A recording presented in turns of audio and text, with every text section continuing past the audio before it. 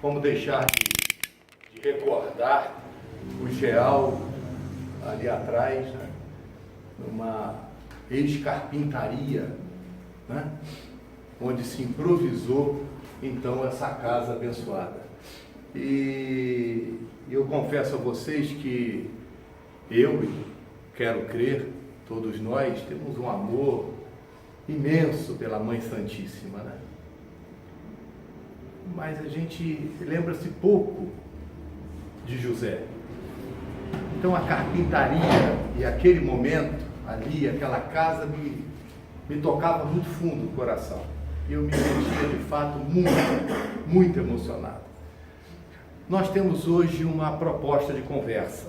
Nós gostaríamos de conversar sobre o nosso sistema imunológico, os nossos pensamentos, as nossas emoções, como isso interfere ou não interfere no nosso sistema imunológico.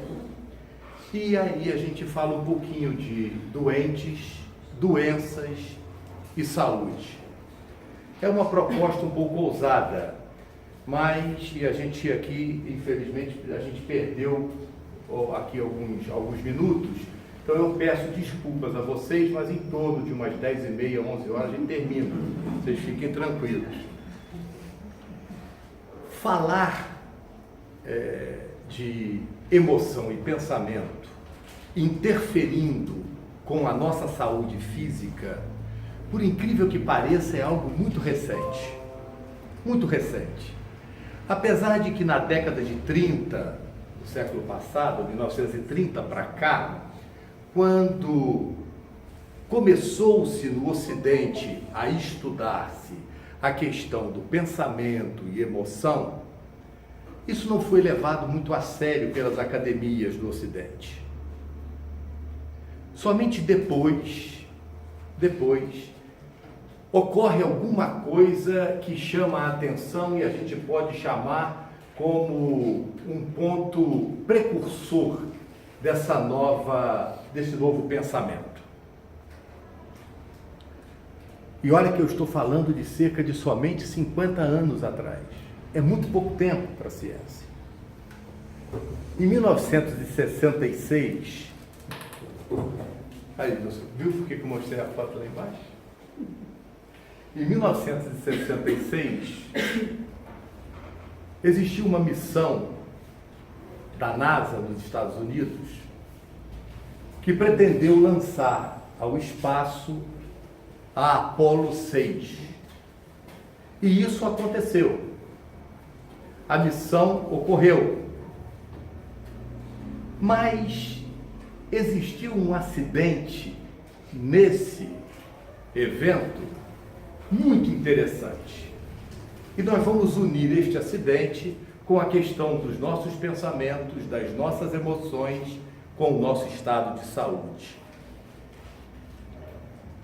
A missão transcorria muito bem, os médicos monitorando a saúde dos astronautas, tudo correndo maravilhosamente bem. Eu disse Apollo 6, não, Apollo 3, 1966. E estava tudo em paz na missão. Os médicos até então tinham como tábula rasa, tinham como algo que era inquestionável, o fato de que o nosso sistema imunológico era autônomo, ou seja, independia do pensamento, da emoção de cada um de nós ter ou não saúde ou adquirir ou não qualquer doença. Porque o sistema imunológico seria então uma máquina. E essa máquina é autônoma, não vai ser sujeita a pensamentos e a emoções. Quando ocorre esta missão, os astronautas já estão no espaço, existe um acidente na nave, no interior da nave, que coloca em risco o retorno dos astronautas à Terra. Eles não mais viriam as suas esposas, se casados fossem, alguns eram, não veriam mais os seus familiares, os seus amigos.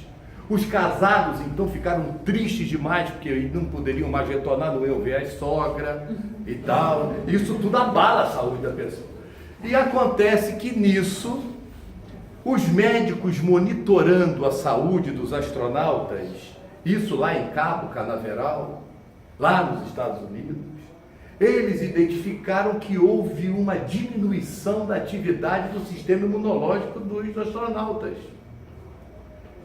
E eles então se questionavam, será que foi de fato o temor de não retornarem à Terra que fez com que estes astronautas adoecessem? E adoeceram muito rapidamente. O sistema imunológico teve uma depressão tão grande na atuação que no dia seguinte a este acidente, 2 dos 3 astronautas estavam extremamente gripados. Um já apresentando estado febril.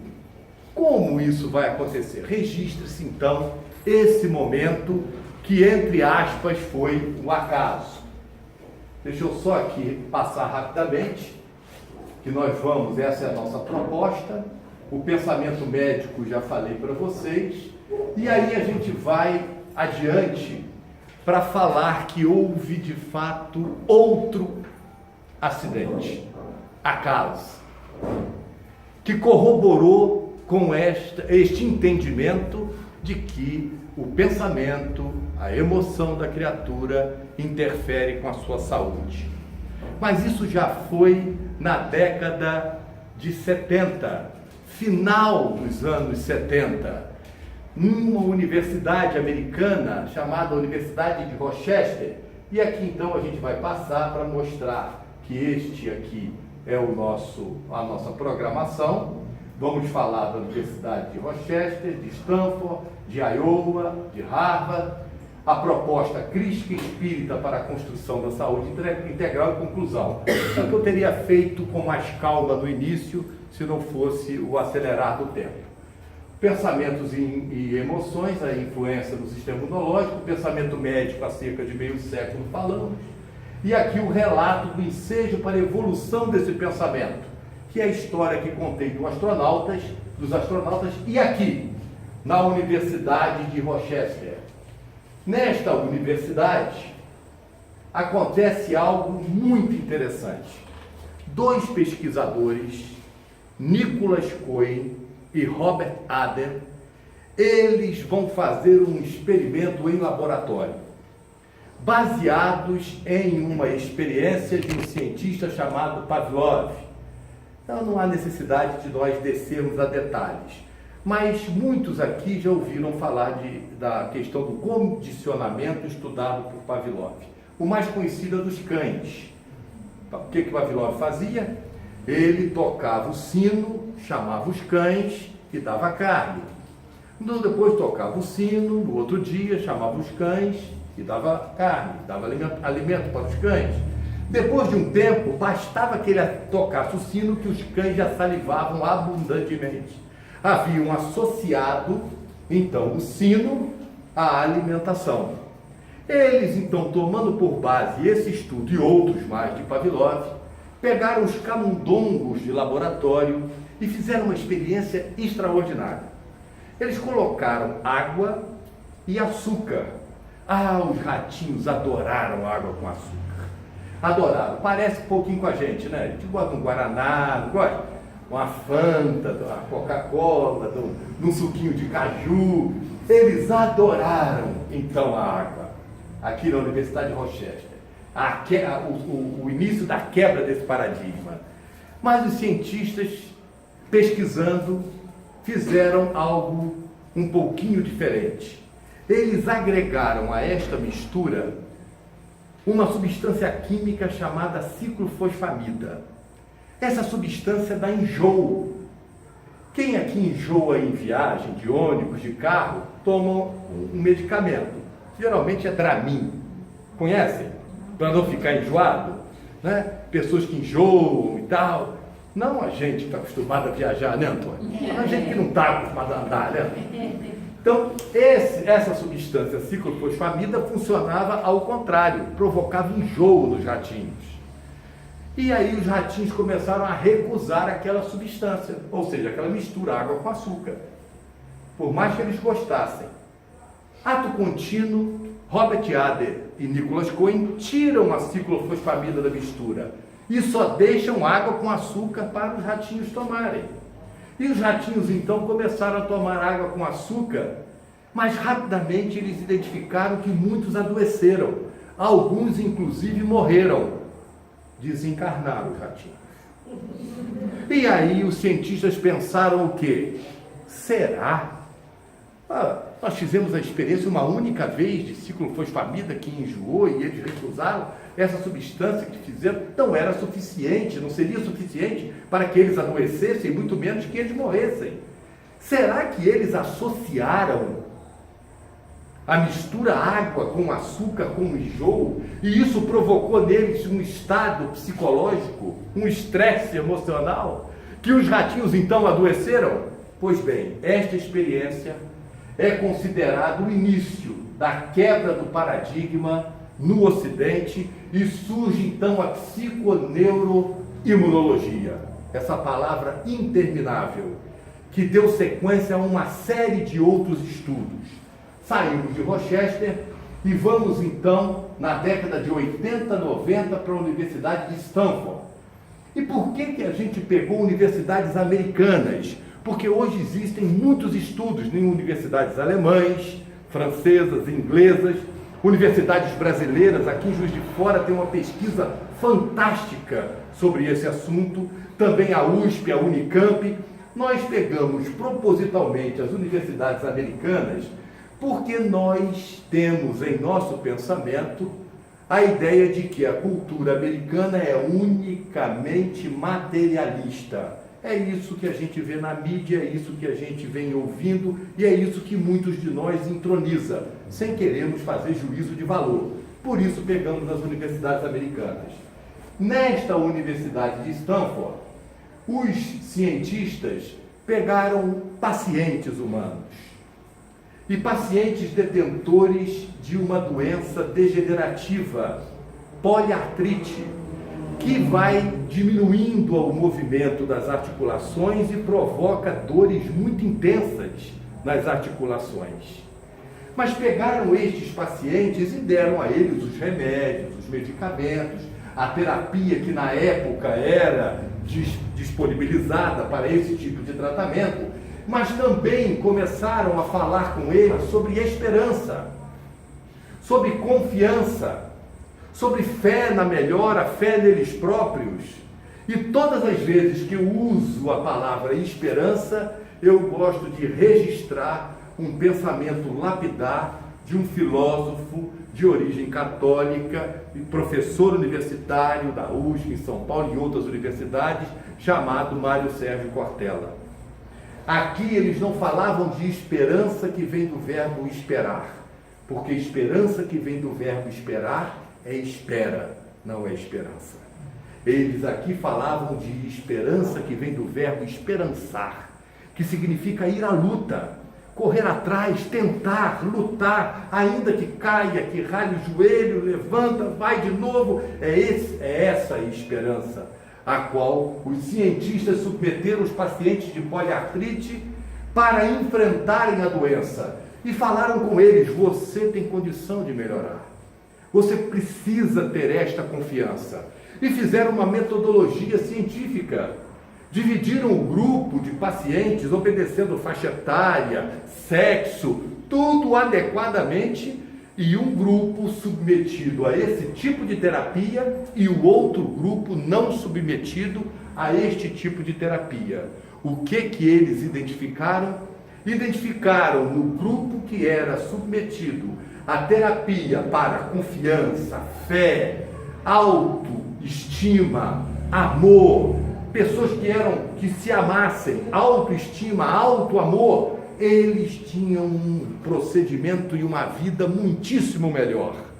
O sistema imunológico agia de forma mais acentuada, porque eles tinham essa autoconfiança e não ficavam deprimidos. Vocês conhecem pessoas, e aí, Pedrão, novamente, não é aqui no Geal, é lá em Pedro do Rio, né, Pedrão? Pessoas que por mais que você converse, que você estão sempre cabisbaixas, estão sempre para baixo, E tem uma música da nossa época, Dona Conceição, hein, Antônio? Lá da nossa época, que dizia: ninguém me ama, ninguém me quer, não tem, lembra? Ninguém me chama, né, de meu amor, e a cabeça baixa, e aquela tristeza, aquela sofrência. Até hoje, tem gente que adora essas músicas de sofrência. Oh, meu Deus do céu, não dá, é muita sofrência. Esses pacientes não tinham melhora. Mas esses pacientes submetidos e que mostravam autoconfiança, que queriam melhorar, eles efetivamente tinham uma qualidade de vida muitíssimo melhor. Isso foi na década de 80 e 90. Já na década de 90 e início dos anos 2000, na Universidade de Iowa, os cientistas buscaram outro tipo de sentimento. Já não mais a esperança, a confiança, a fé, eles lançaram no tratamento o bom humor, o otimismo e a socialização. As pessoas que têm capacidade de sorrir. Tem gente que acha bonito ser feio. Tinha um humorista que falava isso. É bonito ser feio. Porque a feiura vem de dentro para fora, a beleza é dinâmica. E pessoas que não têm a alegria de viver, que ficam sempre sem humor, pessoas que não têm humor para nada, estão sempre reclamando. Tem certeza que aqui vocês não são assim, no geral? Não tem ninguém assim, Oswaldo Cruz? Tem. Lá tem, aqui não. Lá tem. Gente que não adianta. Gente que você chega, bom dia, ela, bom dia por quê? Bom dia por quê? Bom dia para você, para mim não é bom dia. E interessante é que muitas vezes nós convivemos com pessoas que têm problemas muitíssimo maiores do que os nossos e que nos dão lição de otimismo, lição de alegria, lição de bom humor, que a gente fica até envergonhado.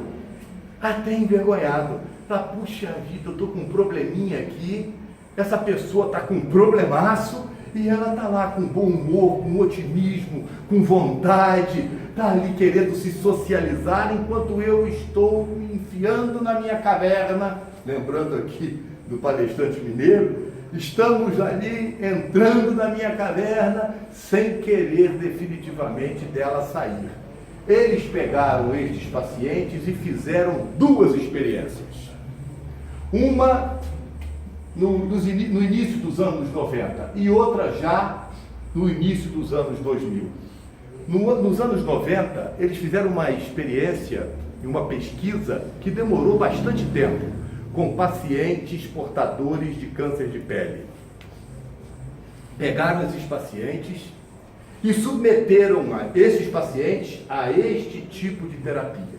Olha que melanomas muitíssimo agressivos. Pacientes em situação difícil, alguns já com metástase, que significa o câncer sai da pele, vai para um órgão, vai para um outro local. Eles submeteram estes pacientes a essa terapia de sorrir. Vocês conseguem fazer assim agora para mim? Não é verdade? Ei, faz aí. Ei, uma vez só. Hein, Betinho? Não vai modificando alguma coisa na gente, Betinho? Tu esquece até que é vascaíno, nossa que alegria. Vem, Betinho. Beleza. Então, o otimismo vai dar certo. Vai dar certo. E se ainda não deu certo, porque tem um pensamento, no final tudo dá certo. Se não deu certo é porque não chegou no final. Não chegou ao final. Então vamos lá, vamos ter bom humor, vamos ter otimismo, e vamos socializar. Então tem pessoas que frequentam já e dizem assim: hoje eu não vou lá não. Está chovendo, esfriou. Na outra sexta-feira, eu não vou. Por quê? Eliminação na Fazenda. É o último capítulo da novela. Lá no final do Paraíso, será como é que é o nome da novela? Eu não vou. Tá muito quente. Eu não vou, não vou porque eu não vou. E aí vai, e não socializa, mas não socializa também com a família. Não socializa com os amigos. Tem a gente espírita, que estuda, que lê, que sabe que a gente participa de um núcleo familiar que não é à toa, que tem um motivo. E aí tu pergunta: poxa, e aquela tua tia? Tem 40 anos que eu não vejo. Meu Deus, mas não está doente? Está doente, o senhor tá no final. E tu não vai visitar?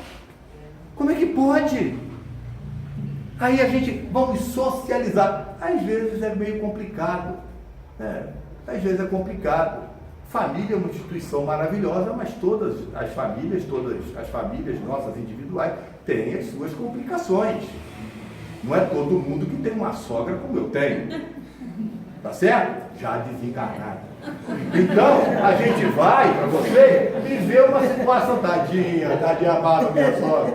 A gente vai socializar, vai brincar, vai compartilhar, vai ter alegria de viver. Esses pacientes, então, com câncer de pele, alguns com metástase, o que eles demonstraram? Uma sobrevida percentualmente muito mais longa do que aqueles outros que aqui não estavam no bom humor e no otimismo.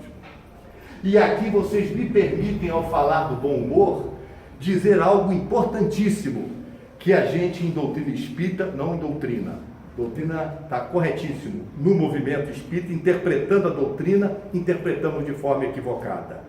Tem pessoas, não aqui, lá no Oswaldo Cruz, que interpreta a resignação como o seguinte: a dor é minha, eu vou encarar, é minha, e fica, é beijo a dor e tal, e abraça a dor, e tu quer tirar, fala, não tira não, que é minha, e tal, a dor. Resignação não é isso. Resignação é como a esperança do esperançar. É você saber que nada é por acaso, que hoje a gente está colhendo o que plantou, que amanhã vai ser fara aquilo que está plantando hoje, que a gente tem que segurar a esposa que tem, o pai que tem, às vezes os filhos, as dificuldades, os problemas de ordem profissional, as coisas de ordem econômica financeira, porque a gente não foi santo, e você sabe disso, mas no entanto levanta a cabeça e vai à luta. E vamos tentar, porque lançar semente no solo, isso é para a gente fazer. Agora, fazê-las germinar, aí é com Deus, no momento certo há de ocorrer. Então, socialização, conversa, alegria, esses pacientes então mostravam esse tipo de coisa. Já nos anos 2000, início dos anos 2000, eles pegaram mulheres, e a pesquisa foi com mulheres possuidoras de câncer de ovário, e submeteram à mesma terapia do bom humor, do otimismo, da socialização, mulheres que participavam de grupos, que iam para o chá, que também faziam trabalhos benemerentes, que faziam artesanato, que conversavam, elas se reuniam, era uma tristeza, um silêncio, mulher quase não fala, mas estava lá junta, mas isso existia. Então, aquela socialização maravilhosa, e eles então, essas mulheres, o que ficou demonstrado? Algo extraordinário. Eles identificaram que houve uma diminuição tanto no calibre quanto no número de vasos sanguíneos que nutriam os tumores em função deste comportamento. Então, que coisa extraordinária! Nesse momento, início dos anos 2000, já com a psiconeuroimunologia, e eles agregaram psiconeuroendocrinoimunologia, ninguém já discutia, ninguém falava mais nada. Apesar de existir uma pequena reserva hoje ainda de alguns médicos ocidentais ligados à alopatia que resistem até hoje a essas verdades, porque nem sempre evidência convence, não é verdade? Para muitos à época e alguns hoje, isso é coisa de médico homeopata, oriental ou espiritualista. Queiramos nós saber que mais de 85% das escolas de medicina norte-americanas estudam espiritualidade como cadeira na formação médica. Não estamos falando de espiritismo nem de religião, estamos falando de espiritualidade, a dimensão espiritual do ser, que passa por isso, por esses sentimentos. Estas mulheres, então, tiveram muito maior sobrevida, mais qualidade de vida e se sentindo extremamente bem. Já agora, nos anos 2000 para cá, na Universidade Harvard, começaram a estudar outros sentimentos. E aqui foi um pesquisador chamado David McClelland. Esse professor da Faculdade de Medicina da Universidade Harvard, ele começa a estudar melindre, rancor, ódio, solidão, sentimentos depressivos, estresse, violência, fé e também amor. Ele junta isso e vamos estudar como os pacientes se comportam, convidando aos acadêmicos, aos formandos de medicina a estudarem isso. Vocês conhecem pessoas? Aqui não tem, mas nós outros tem. Pedro Rui está lotado. Pessoas que adoram cultivar um melindrezinho. Vocês conhecem gente assim? Gente que você fala, qual foi o problema que você teve? Ah, tive um problema lá, não vou na casa daquele familiar, porque o problema com o meu cunhado, há quanto tempo? 40 anos. 40 anos ele está ali ainda, agarrado naquilo. Vocês conhecem gente assim? Graças a Deus aqui nós não somos assim. Mas lá, no Oswaldo Pímbaro, tem gente assim. Aquele melindre. E passa do melindre e vai pelo rancor. Aquilo vai se desenvolvendo e chega na questão do ódio. Quem estuda isso de uma maneira magistral é Joana de Ângeles, nessa série psicológica, através da psicografia abençoada de Divaldo Pereira Franco, o maior tribuno espírita de todos os tempos. Ela estuda isso e fala dos pacientes possuidores destas características. Pessoas que ficam alimentando um melindre, algo que aconteceu no curso primário, que agora é o fundamental, que aquele coleguinha não emprestou a borracha ou a lapiseira e até hoje ele lembra daquilo. Lembra com tristeza. Esquecer isso não é as coisas do passado, não são, perdão, o esquecimento cognitivo. Às vezes isso ocorre, mas não é usual ocorrer. A gente se lembra do sentimento, esquecer do mal que aquilo fez. Aquilo já não faz mais mal, ao contrário. A gente então olha de outra forma o que aconteceu ontem. E a gente vai se curando sem se aperceber. A solidão. O Dr. David McClelland pega pacientes idosos. Graças a Deus aqui ninguém é idoso. Está todo mundo bem. Hein, Conceição? É nós. Vem, Antônio. Aqui é nós. Ninguém é idoso. Mas pegou pacientes idosos, hein, Bitinho? E colocou lá nos asilos os pacientes que viviam solidão. O que acontecia com os pacientes? O sistema imunológico lá embaixo. Lá embaixo. Existem células do sistema imunológico chamado NK, as Natural Killers, que ajudam a combater os invasores, as bactérias, os vírus, os problemas, que elas estão em atuação nos velhinhos abandonados, elas estão lá embaixo. Mas não era só nos velhinhos, ele identificou isso também nos alunos. E ele falou, será que é o aluno que está prestes a repetir de ano? Porque não está bem? Não eram. Isso era muito mais característico dos alunos que não tinham apoio dos pais, apoio dos amigos, que não tinham vida social. Aquele garoto que em casa chega e o pai está sempre assim, sai daí, sai da frente da televisão, vem pra cá, que fala com esse carinho com o menino. Esses meninos estão lá, vocês conhecem pais assim, mães assim? Aqui não tem, mas lá em Pedro Rui tem.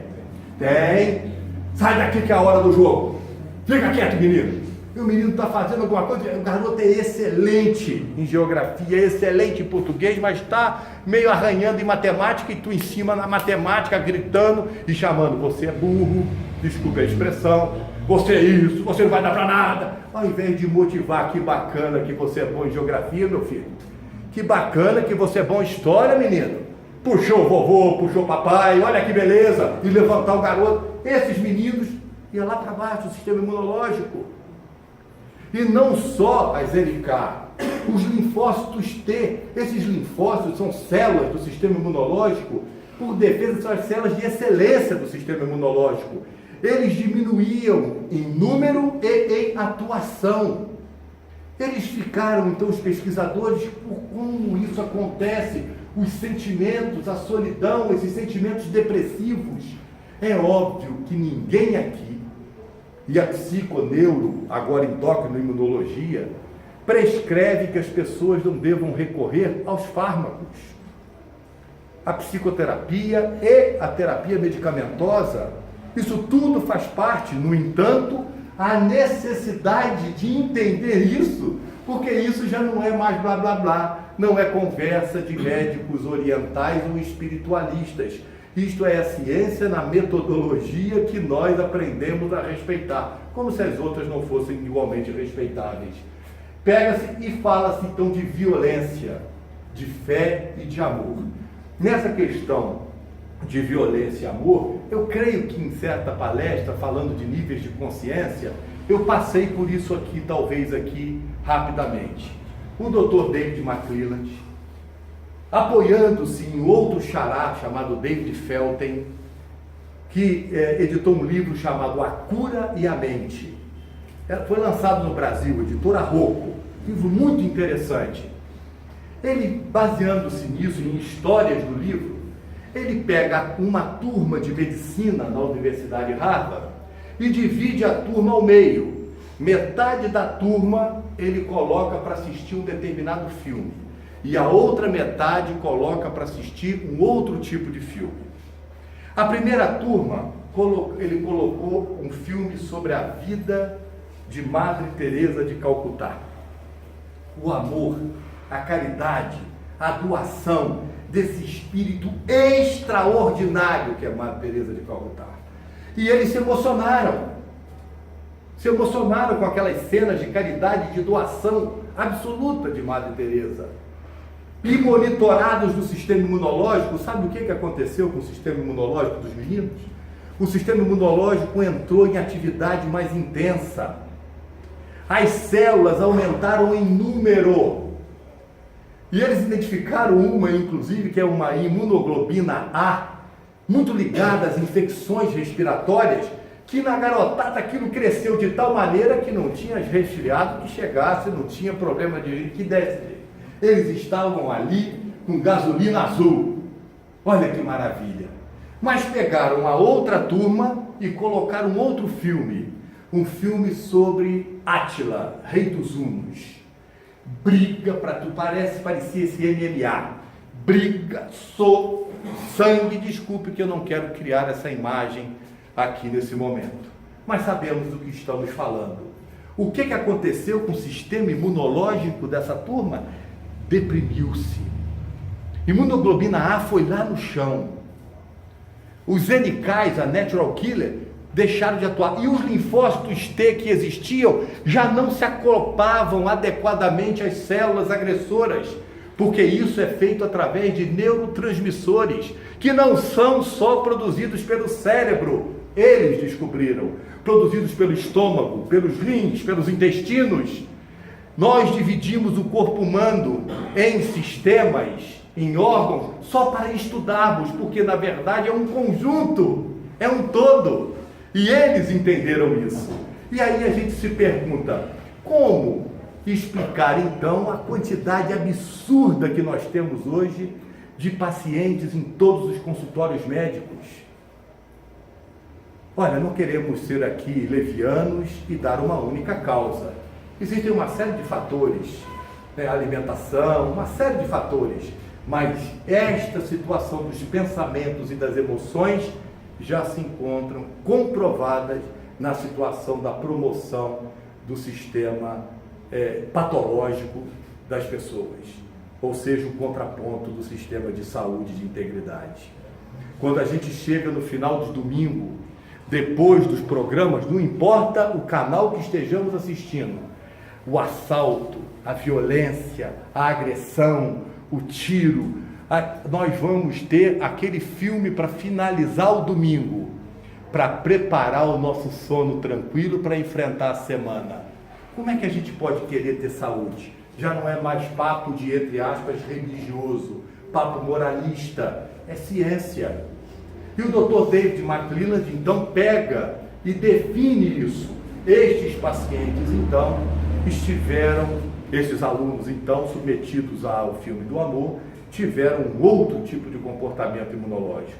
Mas, em todos os estudos, desde lá, da NASA, em 1966, passando pela Universidade de Rochester, depois a Universidade de Stanford, depois a Iowa, depois Harvard, eles chegaram à seguinte conclusão, que tudo levava a crer que era o estresse, o grande vilão do nosso sistema imunológico. Aquele estado de estresse constante, de falta de calma, de falta de tranquilidade, E aí vem uma série de terapias, de recomendações. E a recomendação crística inicia-se pela prática da oração, que os nossos irmãos orientais fazem de forma maravilhosa quando também meditam. E meditar não é só entrar em estado de oração, é estar mentalmente onde o corpo se encontra.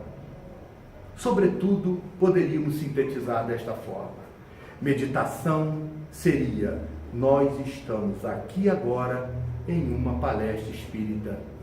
Eu não estou em casa, eu não estou amanhã no meu café da manhã, que eu tenho que fazer às 5h30 ou 6 horas. Eu não estou daqui a pouco, eu não estou no trânsito, eu não estou no ônibus, eu estou aqui agora. Então nós não estamos no momento presente, ou nos reportamos ao passado, ou nos projetamos para o futuro, e raramente vivemos. Pessoas que acabam de comer e dizem assim: eu comi? Vocês conhecem gente assim? Gente que sai do banho e fala assim: não sei se lavei a orelha esquerda. A direita lavei, que está aqui meio, eu estou bem, a esquerda não sei. Já não, a ansiedade em função do estresse do dia a dia. Então vem André Luiz e diz assim para a gente: olha, tem algo para te dizer. A maioria das coisas que te preocupam não vai te acontecer. Que legal. E a gente fala: André, olha para trás, não é que é verdade? Não é que é verdade? Eu pensava que ia ser artista em Hollywood, não aconteceu. Não aconteceu. Uma série de coisas, ou seja, o estresse. Mas o contraponto vem aqui, na fé e no amor. A necessidade de nós efetivamente amarmos. Amarmos começando por nós mesmos. Nós repetimos coisas feitas, né? Para ser muito sincero a vocês, eu diria: eu não sei muito bem o que é isso, amar. Não sei. Estou tentando aprender. Quando a gente fala o seguinte: eu vou perdoar. Olha, eu não sei muito bem o que é isso tudo, integralmente. Mas começo a desculpar. Aí vou lá no Evangelho segundo o Espiritismo e vejo que a gente tem que fazer o quê? A gente tem que orar por aquele que tem desafeição. A gente tem que desejar o bem a ele. A gente já começa a ensaiar. Já é um exercício de perdão. E a gente se amar o inimigo não é gostar do inimigo, a gente gosta do amigo. Isso seria um contraponto, um contrassenso do Cristo. Não é natural, as energias são outras. Eu abraçando um amigo é uma coisa, abraçando aquele que você sabe que tem desafeição é outra coisa. Mas não sou eu quem falo, é a doutrina espírita, é o Cristo. Vai lá em amar os inimigos. A lição rigorosamente expressa dessa forma. Mas nós vamos aprendendo até um dia que a gente vai amar igualzinho. Mas vai demorar talvez um tempinho, não aqui para o Geal, para a gente lá do Evandro Cruz. Então, no amor, a gente caminha, e a proposta crística espírita para a construção da saúde integral começa por aí. Pequenos gestos, pequenas atitudes. Se eu não posso, Senhor, ser uma árvore frondosa como Tu és, repleta de folhas, lançando sombra sobre os caminhantes do caminho, e também flores perfumadas para encantar os olhos, e frutos sazonados de amor para alimentar a fome e a dor.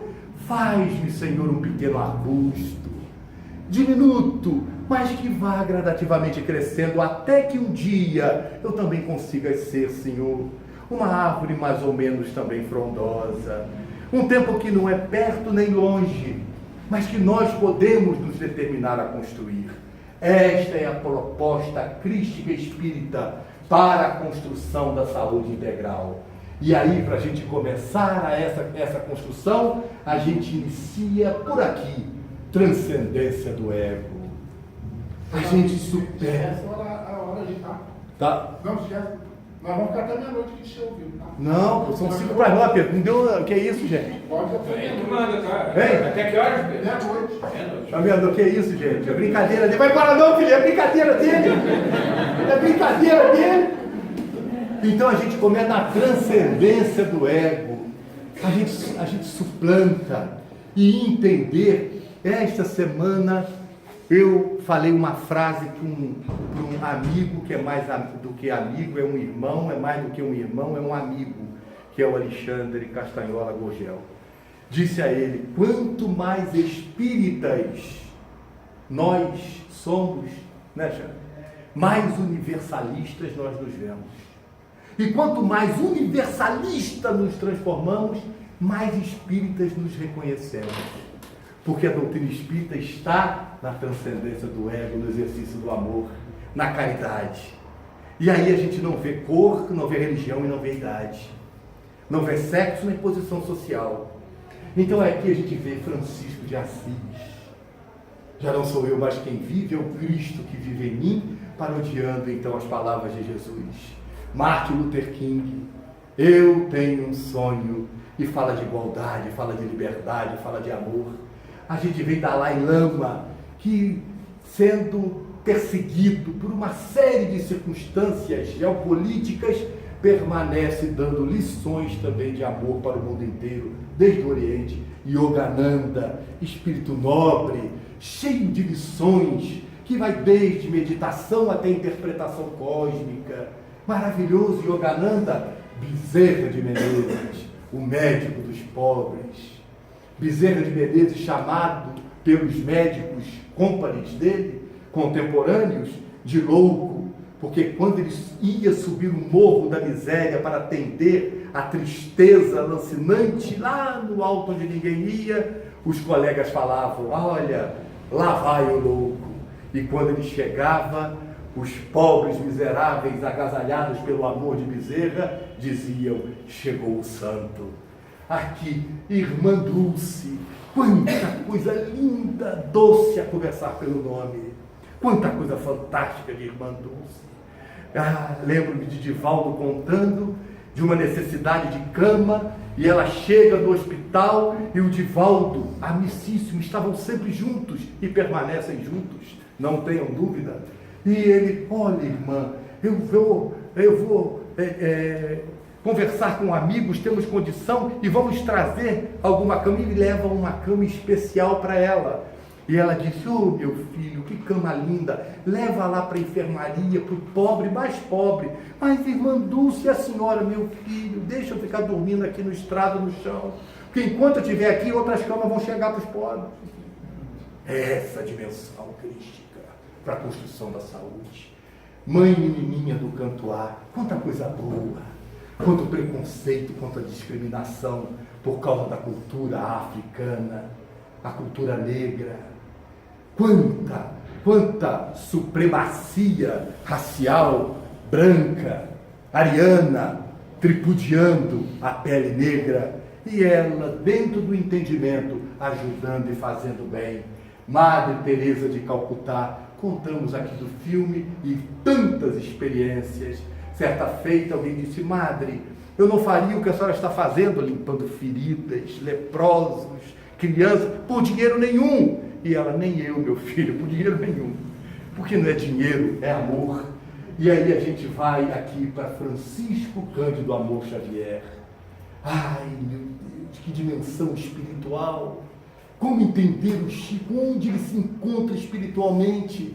A capacidade de entendimento, a politização, o convite a nós para ingressarmos como cidadãos nesse processo, para entendermos que o Brasil é o coração do mundo, é a pátria do Evangelho, dependendo daquilo que fizermos dele. Disse o Chico quando tive a honra de com ele estar. Aqui nós temos Saibaba.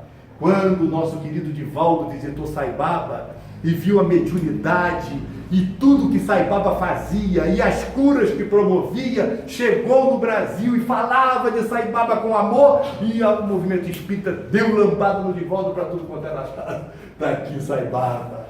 Aqui. Vocês conhecem esse aqui? Hein? Albert Schweitzer. Prêmio Nobel de Medicina em 1952. Judeu. Um homem que entregou a vida dele completamente para o amor. Foi para a África esquecida na época. E para a África hoje é mole. Em 1952 era bem mais difícil. Está ele, Mahatma Gandhi. Que coisa maravilhosa. Confesso a vocês, está dando 9 horas, então 9h05 a gente termina. Vocês me dão 5 minutinhos? Obrigado. Mahatma Gandhi tem uma passagem dele fantástica. além de todas, fantástica. Primeiro é quando ele se refere ao Evangelho. Ele diz, olha, eu amo o cristianismo, mas não entendo os cristãos. Porque para mim bastou o Sermão do Monte. E vocês têm todo o Evangelho. Fica para a nossa reflexão. Quando ele consegue a independência da Índia, do tacão britânico, ele sai de aldeia em aldeia visitando as pessoas.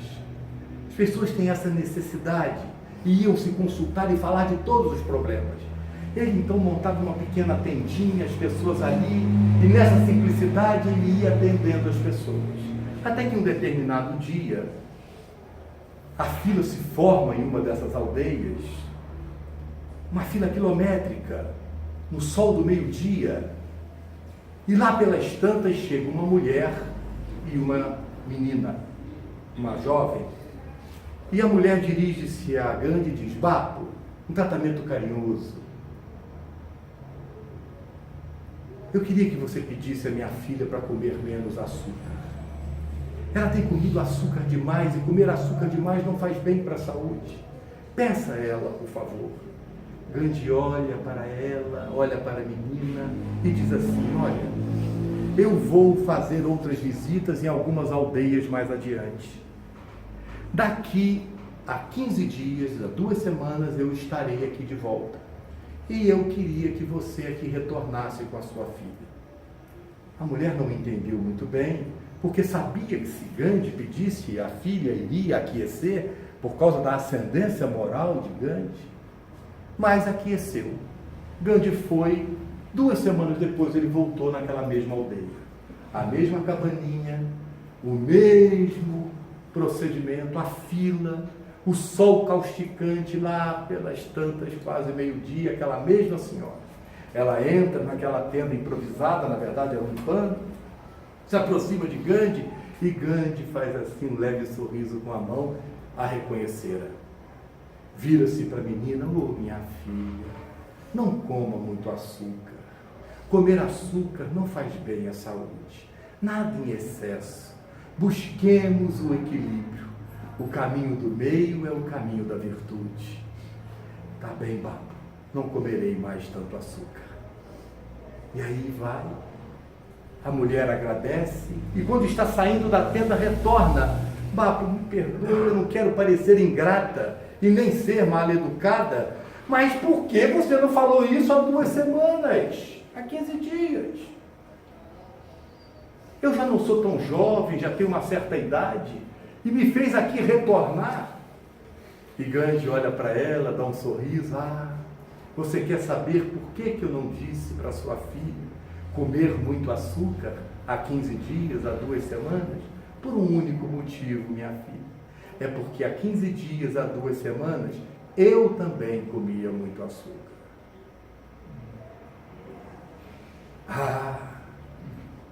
Como eu quero levar isso ali, ao pé da letra.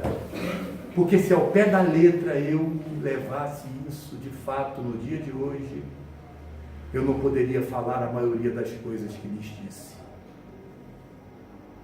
É necessário, então, nós nos esforçarmos para agregar ao nosso pensar, ao nosso falar, ao nosso proceder, aquilo que a gente compartilha na casa espírita. E aqui Allan Kardec não ficou por último por acaso, não. Foi à disposição. Kardec poderia estar em qualquer posição. O insigne codificador da doutrina espírita. Um espírito preparadíssimo, culto, que recebe a missão para trazer para a humanidade o entendimento, sem o véu da ilusão, do cristianismo e fazê-lo redivivo. E nos convida a esse entendimento. E é ele um instrumento abnegado, capaz de, pela pena, em suas também luminosas mãos, escrever para cada um de nós que fora do amor não há salvação, fora da caridade não há redenção para nenhum de nós. Foi médium rigorosamente fidedigno do pensamento superior. Atendimento Então, Davi. encerramos Davi. atingimento. Faltou ali o Eurípides Bassador. Ele está ali? Não está. Ah, faltou muitos. Faltou Eurípides, faltou Joana, médico faltou do- médico dos Emmanuel, pobres. faltou tanta gente, né, dona Conceição? Faltou Eurípides. Olha, se eu começar a falar de Eurípides agora, a gente vai até amanhã de manhã, mas eu prometo. Verdade. Então a próxima vai ser sobre a vida de Eurípides. Pode? Pode. Combinado. Então, Então, Davi Rabeu. Oh, meu Deus. Então aqui vem a conclusão. Por isso disse dona Conceição, aqui na foto lá embaixo, que é a mesma, eu falei, olha só, a saúde integral nós vamos realmente atingir o dia em que pudermos falar o que Jesus asseverou. Já não sou eu, mas quem vive, é o Pai que vive em mim. Para nós parece tão distante, e é sob o nosso ponto de vista. Mas diante da eternidade, é daqui a pouco. Depende do nosso esforço, do nosso desejo, do nosso empenho. Porque Ele também nos disse que a receita, já que falamos de doença, já que falamos de sistema imunológico, de nós doentes, a receita, o roteiro é esse: sois deuses, fazei brilhar a vossa luz. Esse é o convite. E tal como aqui no dia, como é que é o nome do mineiro que veio aqui? Do Jamiro, que fez uma palestra para mim muito interessante, creio que todos pensaram assim, e falávamos com ele do agradecimento. Porque para a construção disso tudo nós precisamos de tantas mãos samaritanas para nos reerguer. E naquele dia então disse a ele, aí pertinho de você, Betinho, obrigado, Senhor, pela Igreja Romana, pelos padres, pelos santos, pelas freiras, pelos leigos, porque lá também existem muitas mãos samaritanas. Obrigado pelos evangélicos, pelos da Igreja Reformada, pelos pentecostais, por aqueles homens simples de terno roto que sobem lá naquele cantinho da favela onde outras religiões não ousam ir. Por eles também queremos te pedir. Obrigado, então, Senhor. Obrigado pelas religiões orientais. Obrigado pelo budismo, pelo maometismo. Obrigado, Senhor, porque eles também são servidores teus, pacificando e ajudando a tanta dor. Lá existem mãos de samaritanos. Obrigado, então, Senhor, pelos muçulmanos, porque não são somente homens e mulheres bomba, como a mídia agride e nos faz crer. Lá também, Senhor, tu colocaste emissários teus, para falar de Maomé, outro nome de Deus, buscando a paz, tirando a arma e falando de saúde, de um novo tempo, falando, Senhor, também de amor.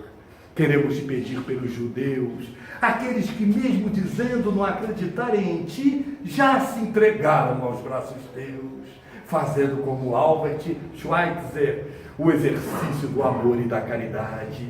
Obrigado pelas religiões de matriz africana, porque lá quantas mãos negras samaritanas, aqueles pretos velhos, irmãs e irmãos, as mães de santo que trabalham dias e noites inteiros nos terreiros, também fazendo bem, sendo vítima do nosso preconceito, do nosso status aparentemente superior intelectual, enquanto falamos muito e eles exercem o amor, a caridade em teu nome. Então por eles também queremos te pedir. Obrigado, Senhor, pelos mosteiros zen, por aqueles que falam em outras línguas, amém, mas que se dedicam a ti, porque tu, Senhor, colocaste em cada religião do mundo emissários do teu amor. Por eles também queremos te pedir, mas permita-nos, Senhor, também te rogar, pelo Espiritismo, que rompeu com o sectarismo e fez como a única e absoluta verdade para a construção da saúde e da nossa paz e da nossa redenção, o amor, a caridade em movimentação. Então queremos te pedir pelos psicógrafos, pelos de psicofonia, pelos dirigentes das casas espíritas do Brasil, coração do mundo e pátria do Evangelho, e neste organismo planetário ainda doente, Senhor, Permita-nos ser instrumentos em tuas mãos, impulsados por este coração, quem sabe daqui a pouco reencarnar na África sofrida, na Europa cansada, na América equivocada, ou em outras regiões do Brasil que não seja a terra de Longinos.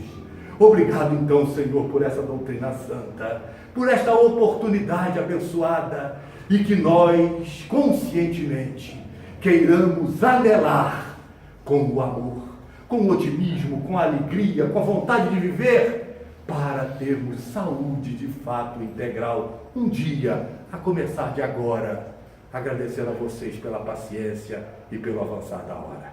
Muito obrigado. Graças a Deus. Obrigado.